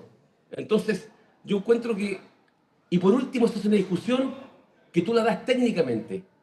Si el ministro cree que esa es la razón, que hay un error, en vez de salir a azuzar o a generar un conflicto mayor, tal vez sería bueno que él tomara el ofrecimiento que le hicieron economistas de la oposición hace ya más de un mes, en tremenda carta en el Mercurio, muy moderada, muy correcta, muy sólida, diciéndole: estamos disponibles para sentarnos a conversar sobre el impacto de este proyecto y si quieren de las cifras que dicen que pueden estar malas o equivocadas o que hay diferencias técnicas. Y no hay ningún economista reputado de los conocidos de centro derecha o de derecha que haya salido a defender las declaraciones del ministro Quiró. Entonces, yo, como no se trata de pegarle al ministro Quiró, porque no me interesa pegarle al ministro Quiró, a mí me interesa que tengamos un proyecto que le sirva a Chile, que nos permita converger en las cuentas fiscales, que permita el crecimiento, que controle la inflación, que no recorte el gasto social. Ya, pero y que además se está presentando en el Senado el mismo día que en la Cámara de Diputados se presenta otro proyecto para permitir que el Estado se endeude en 6.200 millones de dólares más en paralelo, poniendo como explicación o como argumento que esto se debe precisamente a la mala gestión y el déficit fiscal en el que queda luego de la gestión del gobierno anterior. Bueno, lo que ocurre es que lo que no calza bien es que lo que está haciendo el ministro Quirós por una parte es decir, no hay plata, me voy a ir a endeudar, cosa que dijo que no se iba a hacer. Entre paréntesis, habría sido bueno que el presidente de la República el día lunes en la cuenta pública hubiera dicho que iban a endeudarse más y no que esperaran después de Cerro Castillo en la tarde, después del almuerzo y la reunión, a hacer ese anuncio. Hubiera sido bastante más republicano decirlo ahí. ¿Usted cree que fue deliberado? O sea, yo creo que nadie se le puede olvidar o pasar por alto que va a pedir 6.200 millones de dólares en un país como el nuestro. O sea, ¿habría sido más honesto presentarlo en la cuenta pública? La razón, Matilde, yo no tengo la razón. No voy a atribuir motivo. Lo concreto es que no se mencionó. Pero algo de esa envergadura, yo dificulto que se haya olvidado. Yo veo editoriales de medios de comunicación escritos de cierta influencia. La editorial del diario La Tercera el domingo es demoledor respecto a la declaración del ministro. Entonces yo llamo, y créeme que no es de buena crianza, va a venir tiempos muy difíciles para adelante. El escenario internacional está muy complejo. No se vislumbra la solución de los conflictos afuera. Y nosotros como país no podemos darnos el lujo de no tener la capacidad de entendernos en algunas cosas, no en todas. pero una tan estructural como la economía y el equilibrio de las cuentas fiscales y el crecimiento económico, tenemos capacidad y materia gris suficiente en Chile para ponernos de acuerdo. Entonces, yo siento, y escucho a la presidenta del Senado, Paulina Núñez, escucho a Chalpern, escucho hasta Esquella, y siento que dicen hay que conversar, bajar los decibeles, sentarnos a conversar. Y un gobierno que lleva casi 70 días, en el cual tuvo un ajuste de gabinete histórico, yo sería un poco más pelota al piso, más adelante si quiero veo cómo me procedo, pero ahora genero acuerdo y no paso la aplanadora. Eso es lo que diría yo. Ya, y la oposición, usted, de acuerdo a las conversaciones que tiene, el rol que está ejerciendo más de asesor, pero también está participando en estos grupos económicos que han presentado también documentos con ideas, como fue hace un mes atrás cuando presentaron 16 propuestas concretas. ¿Usted cuál es la estrategia también que se sigue en el Senado? Porque algunos dicen si se abstienen pueden dar una señal de que están dispuestos a negociar. En cambio, si hay una negativa a la idea de legislar, eso equivale a dar un portazo y eso significa que mejor pasamos con los votos y nos vamos a la mixta. Bueno, si nos vamos a la mixta, vamos a tener que negociar igual. En consecuencia, si lo que queremos es negociar, yo creo que no hay ninguna incompatibilidad en votar en contra. Lo que pasa es que el gobierno, ¿qué señal ha dado de querer conversar? Cuando el presidente el día antes de la cuenta pública dice, si gano por un voto está bien. O sea, no andan buscando un acuerdo. Cuando el ministro Alvarado, que es una persona bien dialogante, como García Rubino en esto, pero igual en una entrevista hace como 4 semanas, dijo que esperaba que el socialismo democrático se sacara el tutelaje que tienen sobre nosotros el Frente Amplio y el PC, nos ayuda a conversar, ¿me explico? Entonces yo siento que las señales son polaricemos. Hay un sector del gobierno que dice, esta es mi agenda, de aquí no me mueven, hago el cambio de gabinete y en vez de incorporar gente experimentada en el gabinete, de Chile Vamos tienen todas estas personas, pues si fueron gobierno 2 veces. 2 veces con el presidente Piñera fueron gobierno, ¿ya? Y en vez de traer más gente al gabinete para reforzarlo, deciden duplicar, tener ministros y no incorporar más gente. Entonces yo digo, acá hay una cosa que no se ha resuelto al interior del gobierno.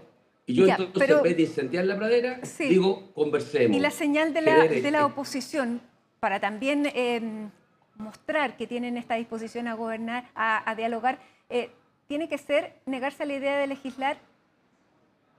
La oposición va a demostrar que puede conversar y que quiere un acuerdo cuando conozcan todas las propuestas de la oposición, que se van a hacer cargo de los déficits que la oposición entiende que tiene el proyecto, de las cosas que son negativas para Chile o que podrían haber mejores soluciones, ¿ya? Y propuestas, pero para eso el gobierno tiene que hacer el primer gesto, que es decir, vengan y conversemos entonces, y van a conocer las propuestas de la oposición.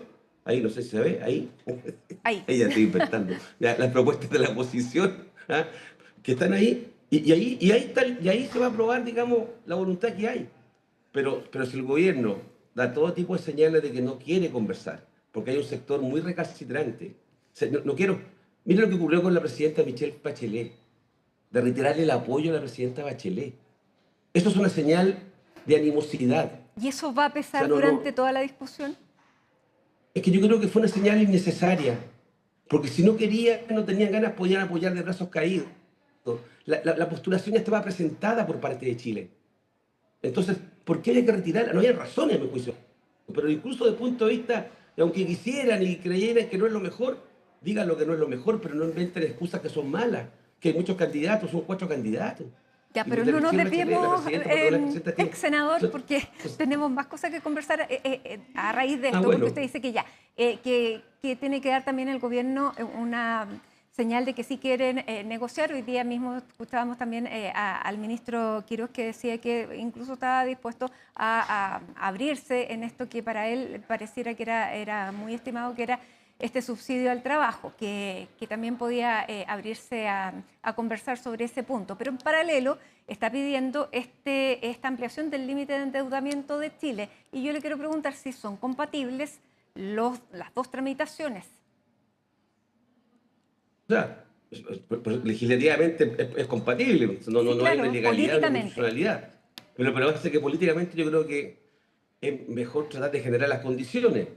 Porque supongamos que supongamos que fuera necesario el endeudamiento. Alguien diría objetivamente que el gobierno ha tenido una actitud como para generar las mejores voluntades de la oposición. Yo encuentro que no, que lo puede hacer mejor aún. Mira que lo puede hacer mejor aún. No es que lo puede hacer, y creo que no hay esa voluntad. Eso me preocupa. Y reitero, porque aquí quedan casi los mismos que quedan casi los 4 años de gobierno. Claro, es que más allá de generar esas condiciones, lo que está diciendo el gobierno es que tenga que endeudarse es precisamente culpa de la actual oposición. Bueno, yo no voy a entrar a discutirle al ministro porque la verdad es que él encuentra que la solución es endeudarse, y al mismo tiempo recibir menos plata al fisco. El Estado chileno recibe menos plata porque le va a rebajar los ingresos a las personas que le va mejor en Chile, con impuestos de categoría, sin compensarlo, porque estamos casi todos de acuerdo que hay que rebajar ese impuesto, pero lo que no podemos hacer es generar una merma fiscal. Y todo a la apuesta. El Consejo Fiscal Autónomo, así que yo a esta altura para hablar, yo podría responder casi todas las preguntas que me hacen citando a otros, de derecha o al Consejo Fiscal Autónomo, al Fondo Monetario Internacional, que señalan que la forma en que están las cuentas fiscales respecto al proyecto no calzan, porque básicamente tenemos algo cierto y claro. Se van a rebajar ingresos porque se rebajan impuestos, van a entrar menos recursos. Eso es un hecho, si se aprueba. Ya. Y lo que está pendiente es qué va a ocurrir con el crecimiento, que es una apuesta más incierta. Pero el endeudamiento dice que es para pagar deudas que no se transparentaron y también para pagar la diferencia en la política de cambio, que también incluyó, pero que eso incluso pone a las pymes, que son a las que el Estado le tiene que pagar, porque si no quedarían impagas. Entonces, por eso se necesitan, de acuerdo al gobierno, estos 6.200 millones de dólares extras para pagar las deudas hoy, más allá de lo que vaya a pasar con este proyecto de reconstrucción nacional. Yo creo que lo más práctico en esto, si se quiere abordar el tema de verdad y en serio, que se sienten a conversar los técnicos de la oposición con los técnicos del oficialismo, ¿no? La gente de la DIPRE, de los ministerios sectoriales, y vean dónde están los cuellos de botella, dónde están las presiones de gasto, que hay que hacerse cargo inmediatamente, y vemos cómo la abordamos. Si además quieren buscar la responsabilidad, no hay problema. Para eso están todas las instituciones. Pero lo que yo veo es que no buscan eso. Miren el endeudamiento. ¿Alguien diría que en el tema de la autorización de endeudamiento había un diálogo? ¿Cómo nos enteramos? Nos enteramos ni siquiera en la cuenta pública. Ahora de la cuenta pública en un punto de prensa. O sea, ¿se le ocurrió en la tarde el endeudamiento? Entonces yo creo que lo práctico es conversar. Si se llegara a aprobar este endeudamiento, el país llegaría a un 44,8%, el límite que se ha fijado es 45%. ¿Qué significa eso en la práctica, Ricardo? Por ejemplo, respecto a las clasificadoras de riesgo en el exterior, ¿qué pasaría también con la política del Banco Central? Chile se autoimpuso una regla adicional que era un límite prudencial de endeudamiento externo en función de un porcentaje del PIB, ¿ya? Y eso es 45%, ¿ya? Entonces, lo que hay acá es que, como quiera que sea, aunque tú no llegues al 45 y llegues al 43, al 44, las clasificadoras de riesgo pueden dar una opinión y pueden hacer una evaluación. Pero lo más importante es que va a subir, de todas maneras, como va a aumentar el riesgo país, van a aumentar los intereses del servicio de la deuda. No digo que uno no pueda recurrir al endeudamiento, es una herramienta. La pregunta, ¿hay otras herramientas? Y más importante, ¿ya es necesario rebajar los impuestos? ¿Estamos claros que el rendimiento que espera el gobierno, que va a tener el mayor crecimiento a partir de 4 o 5 años más, va a compensar esa rebaja? Esa es la discusión que tenemos. No es que el endeudamiento sea el demonio, es que hay otras herramientas que las cuales podemos echar mano, y muy importante, que hay unas propuestas que tal vez no son las más indicadas para el momento que estamos viviendo. Y sobre todo este escenario, la única forma que yo conozco en países medianamente con voluntad de salir adelante es llegar a un entendimiento. Una alternativa es pasar máquina, y esa pasada de máquina siempre deja heridos. Esa pasada de máquina no es un tema de revanchismo mañana con otro gobierno. Esa pasada de máquina genera un mal sabor y un mal clima para enfrentar los temas que van a venir, y quiero que apuesto doble contra sencillo, que en los próximos 2 años vamos a tener desafíos brutales como país. Y no solamente por el tema interno, porque no es el tema de de tema interno, de crisis, estoy hablando de afuera. Y para eso vamos a tener que tal vez, sumar muchas fuerzas para eso. Y para aquello hay que prepararse. Y qué mejor que hacerlo ahora con un proyecto que es tan importante para el gobierno, sáquelo bien, no lo imponga. Porque tal vez no logre imponerlo y termina en la comisión mixta. Hablando de eso, la OCDE advirtió que el crecimiento mundial podría desacelerarse hasta alcanzar los niveles alcanzados durante la pandemia. Y eso son límites de entre el 2,1 y el 1,8%. Bueno, ¿Qué le me pasa imagino a que no le va a Chile echar la con culpa al gobierno anterior al gobierno. No le va a echar la culpa al gobierno anterior, por eso el gobierno, pero... Esto nos va a repercutir. Ya, esa fue una chirigota mía que no tiene sentido. Pero le quiero decir, ese menor crecimiento global a nosotros nos va a repercutir, tal vez en mayor medida que otros países en función de nuestro acceso a ciertos comercios. Mire, hemos escuchado en el día de hoy, no lo he logrado confirmar, de que Estados Unidos no va a subir los aranceles nuevamente. Le iba a preguntar por eso justo ahora. A un 12,5%, el canciller dice que es una recomendación que no es vinculante. ¿Cómo lo ve usted? ¿Cómo no es vinculante? Es lo que él plantea, que no es vinculante y que se seguía negociando. Ya, claro, no sé, usted puede negociar, pero ya que dijeron que iba a ser 12,5, ya que ir a conversar, no me cabe ni una duda. Pero ojalá que la conversación lleve a qué? A que no se aplique ese arancel. ¿Estás de acuerdo conmigo? Entonces yo le digo lo siguiente, chupalla, o sea, si Estados Unidos me quiere poner un arancel alto y yo converso y logro bajarlo, como se hizo con el tema de la madera, ¿se acuerdan que tal vez iba a subir el cobre y logramos controlar eso? Bueno, parece que conversando se pueden arreglar las cosas y se encuentran caminos mutuos. ¿Por qué no aplicamos esa receta internamente? Vamos a ir a negociar con Estados Unidos, que es un país poderoso y además con un líder que es complejo de descifrar a rato. Trato de ser lo más diplomático posible, y con él vamos a ir a conversar, pero con la oposición chilena no se puede conversar. Me parece que es como reflejarse de cuerpo entero de que no tienen voluntad de conversar nomás. Tal vez tiene la actitud del poderoso, que tiene la mayoría, en el caso chileno que el oficialismo tiene la mayoría en el Congreso, entonces aplica una receta. Lo mismo nos pasa con Estados Unidos. Total, Chile es de este tamaño y yo le subo la arancel. Entonces, ese criterio es lo que no queremos. Y para eso uno tiene que conversar. Y yo no voy a cansar de decirlo, porque ese es el mensaje que tienen que escuchar los chilenos. Que queremos ponernos de acuerdo.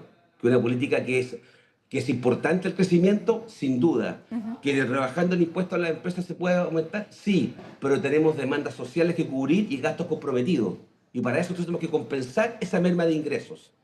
Ya, en definitiva, la oposición estaría dispuesta a hacer esta alza, o sea, esta rebaja del impuesto corporativo siempre que fuera compensado. Sí, claro. Esto se lo propuso Mario Marcel, el gobierno del presidente Gabriel Boric. La opinión unánime, o cierta unanimidad, no sé si unánime, porque ya le puse color, pero que una gran vasta mayoría de economistas o de organismos internacionales dicen, oiga, el impuesto nuestro respecto a la OCDE está 3-4 puntos más arriba, debería bajar. Pero eso significa que van a ingresar menos recursos al fisco, a la billetera fiscal. Y tenemos una serie de compromisos que cubrir. Y vimos ahora que el gobierno quería rebajar 3% a todos los ministerios. Y después tuvo que pasar a negociar de a uno. Salud se la reveló, el Ministerio de Seguridad pataleó. Al final ya no sé ya quiénes van a disminuir qué exactamente. Pero esto se demuestra que no era tan sencillo decir de rebajo.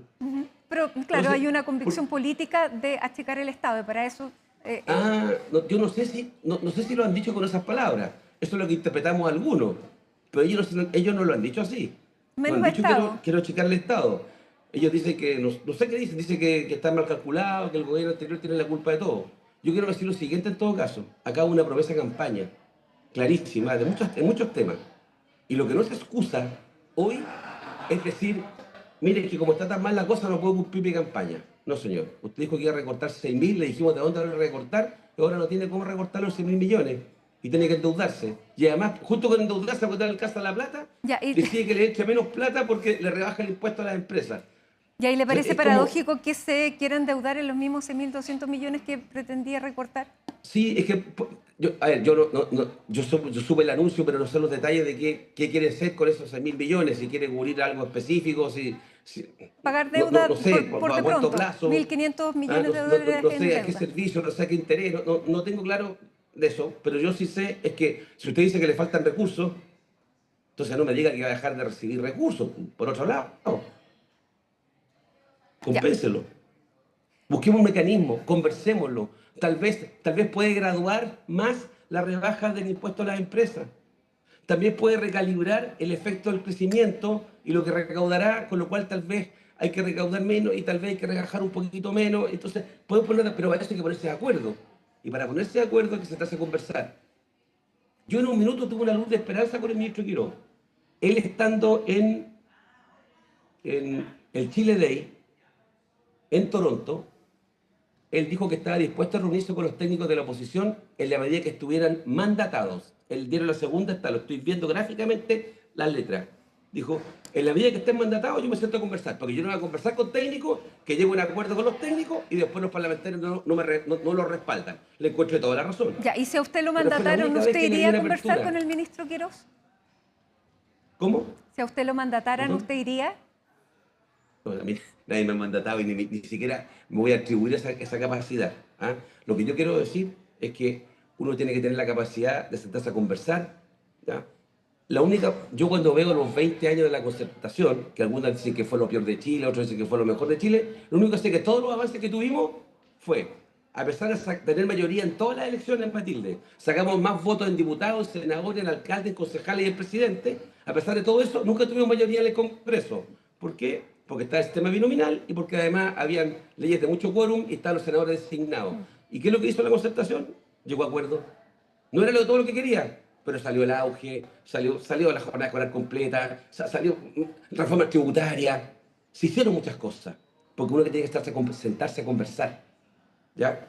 Nunca fuimos amigos y hubo muchas cosas que quedaron imperfectas, pero yo siento, y sobre todo el Partido Republicano, después de la gran farra que se pegó en el segundo proceso constituyente, en donde le dio el mismo mal que le dio a la izquierda en el primero.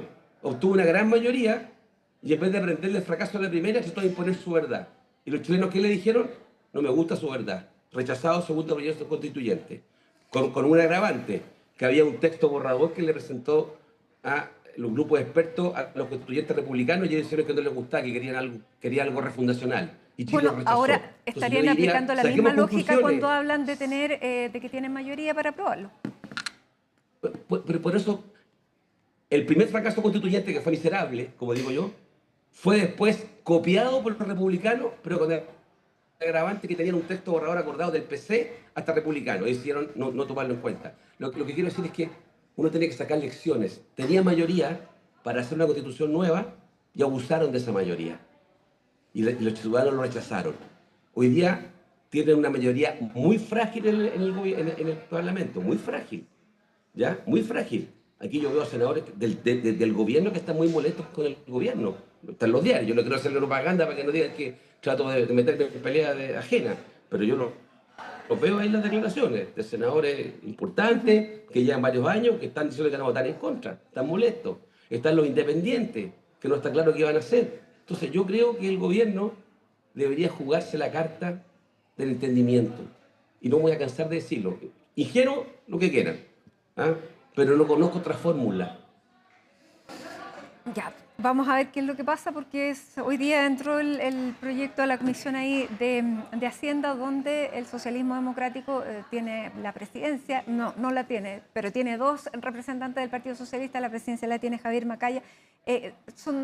Hay senadores que tienen, como usted dice, experiencia vasta, pero claro, hay otros que son nuevos. Vamos a ver entonces cómo se resuelve también en la interna, porque en la misma Comisión de Hacienda puede haber dos visiones del Partido Socialista, porque está la senadora Bodanovich y la senadora Chiccardini, donde no siempre están de acuerdo. No, mire, por el lado de la oposición, yo creo que vamos a estar ordenados. Ya. Y van a haber propuestas. Ya. Van a haber indicaciones, no 1000, van a haber indicaciones adecuadas, correctas, ¿ya?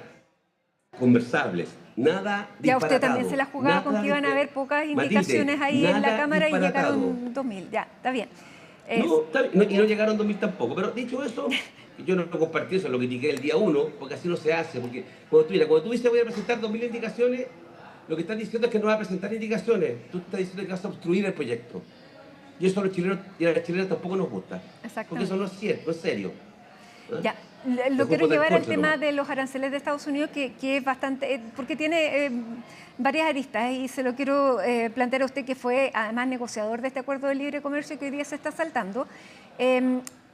Estados Unidos está proponiendo este arancel de castigo porque el gobierno de José Antonio Kast y otros 59 países habrían incumplido un acuerdo de importar bienes de países que usan trabajo forzado para producir los elementos o los productos que exportan y que estos países compran. No lo está diciendo abiertamente, pero no hay que ser muy inteligente para deducir que esto es de China y es una presión también para los países que están negociando con China. ¿Cómo se negocia frente a esto? Porque claro, no va a afectar inicialmente al cobre, pero sí está afectando a la cereza, a la manzana, a los arándanos, uva, en salmones también podría afectar.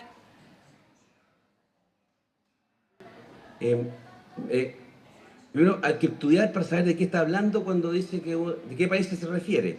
Si es China, yo no pongo la mano al fuego por ningún país y no voy a ponerlo por China, pero dado el nivel de población que tiene China, no sé si te requiere trabajo infantil, la cantidad de población que tiene para trabajar. Trabajo forzado, no sé. Es tan grande. No veo que tenga que recurrir al trabajo infantil. Pero dicho eso, bueno, veamos eso y veamos si Estados Unidos también no importa cosas de países, pero claro, nosotros que vamos a aplicarle sanciones. Mire, Chile tiene que hacer lo que dijo el gobierno que iba a hacer y que yo digo que hay que hacer. Ir a conversar con los americanos, decirles qué ocurre, dónde está el problema, cómo lo arreglo, ¿ya? Aclarar. ¿Pero eso qué significa? Conversar. Ya, pero ahí también otra cosa, ¿cuál es el nivel de presión que puede ejercer Estados Unidos respecto a los países que considera como socios y el margen de acción que tienen estos países frente al comercio exterior? Yo quiero decirte que la política exterior del gobierno del presidente Kast ha privilegiado el entendimiento con Estados Unidos y la verdad es que no hemos sido una excepción en el tratamiento que ha tenido Estados Unidos a los países. Es cierto, igual no aplicó el arancel del 10%. Podría haber sido más, pero quedamos en el 10%, o sea, no nos excluyó. Bueno, y en esta lista de países, que son 59 más, está Israel, está Argentina, entre varios otros. Bueno, si está no Israel, vale parece la relación que ha tenido Trump con Netanyahu los últimos días ha sido el terror. Entonces no quiero ni meterme ahí. Bueno, pero con Argentina las cosas no están mal. O sea, da lo mismo en el fondo, ¿no? Yo no tengo, fíjate, no he visto la lista de países, no conozco a qué se refiere o qué persigue con eso. Entonces, y como a veces las señales que envía Estados Unidos no son fáciles de dilucidar, lo digo sin ninguna ironía, no son fáciles, ¿qué es lo que hay que hacer? Tomar el teléfono, tomar el avión, ir para allá, porque aquí no van a venir a explicarnos nada, hay que ir allá, a escuchar, ir a hablar con el USTR, con el departamento, además con el Departamento de Comercio, con el representante comercial, coordinarse con nuestro embajador allá, que se pueda desplegar, ojalá que tenga la capacidad de desplegarse, de desplegarse por el Congreso y los servicios públicos norteamericanos para entender dónde está, qué productos son los que eventualmente tendrían insumos que vendrían de países que se hicieron o se produjeron con trabajo infantil. Con trabajo forzado, no dice específicamente infantil, pero uno puede deducir. Trabajo forzado. Sí. Bueno, ya. No, pero la verdad que no sé. No, pero lo único que sé, como no sabemos nada, a menos que el gobierno sepa más que nosotros, hay que ir a conversar. No le queda otra. Ya, receta entonces externa e interna la misma. Es una gran lección. ¿Sabes qué es una gran lección? Es una gran lección lo que está ocurriendo. Porque cuando uno está del lado del mesón, en donde al otro lado está el poderoso y que pone todas las condiciones y pasa por arriba los acuerdos y no le importa el futuro, total, yo mando, soy más grande. Esto que nos está ocurriendo es lo que hay que ponerse en el caso que te pueda ocurrir ya a nivel nacional cuando hoy día estás gobernando, hoy día tienes una mayoría frágil, pero la tienes tal vez. Ponte en el caso que ya no vas a ser mayoría. Eso es lo que hay que hacer. Ya, parece que es una lección que no se aprende tan rápido, pero vamos a ver cómo se toma dentro de los próximos días. En todo caso, la receta es la misma, la conversación, el diálogo, tanto externo como al interior. Y se trata de conversar de buena fe, pues, para cumplir el trámite ya no tiene ningún sentido. Mire, en el proyecto de reforma tributaria de la presidenta Michelle Bachelet 2014, usted me presentó, tú me presentaste como ex miembro de la Comisión de Hacienda, me tocó presidir la Comisión de Hacienda en ese proyecto tributario. En ese momento, el gobierno de la presidenta Bachelet teníamos mayoría. Y así todo, yo siendo oficialista, alguien no va a dudar de que yo soy oficialista con Michelle Bachelet. O sea, Bueno, como presidenta de la Comisión de Hacienda y en acuerdo con los miembros del oficialismo de la época, tuve 93 audiencias. 93, porque el proyecto generaba mucho ruido. 93 audiencias, Matilde, en las cuales cada expositor tuvo 15 minutos y después de cada expositor hubo 15 minutos de pregunta y respuesta. Multiplica eso por 93. Eso fue lo que hicimos en el gobierno que era mi gobierno, porque había que tener un buen proyecto, que así todo no es todo lo perfecto que algunos quisieran y no generó todo lo que uno quisiera. Esa es la lección que yo aprendo, no es otra. Ya, pero para terminar, porque esto también quedó meridianamente claro en el discurso de la cuenta pública, el presidente dijo que ante la popularidad o el deber, él prefería el deber y que pese a lo impopular que resultaran algunas cosas, él iba a seguir adelante. Eso que también muestra una convicción. Yo creo que los gobiernos, así como a veces, no sé, los padres, las autoridades, tienen que tomar decisiones difíciles. Lo importante son dos cosas. Explicar bien por qué se toma la decisión difícil y dos, asegurarse que no haya alternativa a esa decisión difícil. Que sea menos costosa, menos dolorosa o que sea más comprensible a la opinión pública de la ciudadanía. Otra cosa es que alguien diga, no, que esta es la única idea que vale, no, ahí tenía un problema. Porque tenés que conversar primero y escuchar a otras personas que pueden tener otras propuestas. Entonces, primera regla, a veces hay que tomar decisiones difíciles toda la vida. Hay que saber explicar por qué. Y lo segundo, asegurarse que no hayan otras alternativas mejores, que hagan menos dramático esa decisión. Bien, Ricardo Lagos Weber, ex senador del PPD, y no sabemos qué rol puede asumir dentro de los próximos días, tal vez dentro de este mismo ámbito, bueno. No lo sabemos. Muchísimas gracias, Ricardo, por conversar a esta hora con CNN. Muchas gracias a ustedes, que estén muy bien. Igualmente. Cuídense. Chao. Chao. Hacemos una pausa, faltan 11 minutos para las 7 de la tarde ya. Estamos de regreso, vamos a volver con noticias del deporte, también noticias internacionales, no se vayan.